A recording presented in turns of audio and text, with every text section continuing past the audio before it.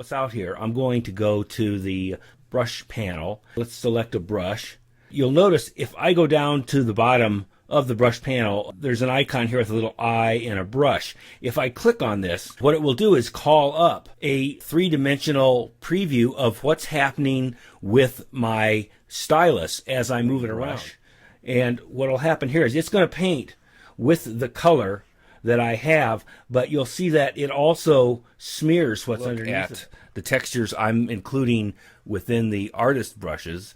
I have 6 textures, and you'll see that these textures go from a rather large scale texture and then they go down to smaller scale. As you switch through these, you'll get sometimes this doesn't look that much different, but it just depends on the brush you're using and the color and how you want it to work. If I want to call up the heads up display, you can see here I use the Command, Control, and Option key. So when I hold those down, my cursor changes and then I click on the image and that brings up my display. Now I will pick up some of these like right here, and you'll see how that brush is very complex in its mark making because it's that lighter end of the pressure curve, and it will vary from texture to texture. It just depends. These brush strokes then are about a half an inch off the reference layer, and you can see exactly what I was talking about. A pretty interesting through the looking glass possibility with the way you can interact with a photograph. What happens when I paint with this restoring brush, you can see what it does is it brings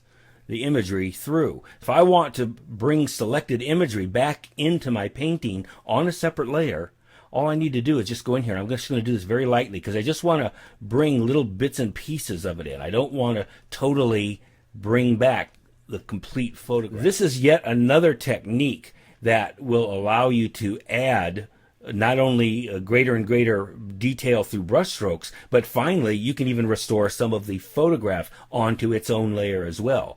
Now,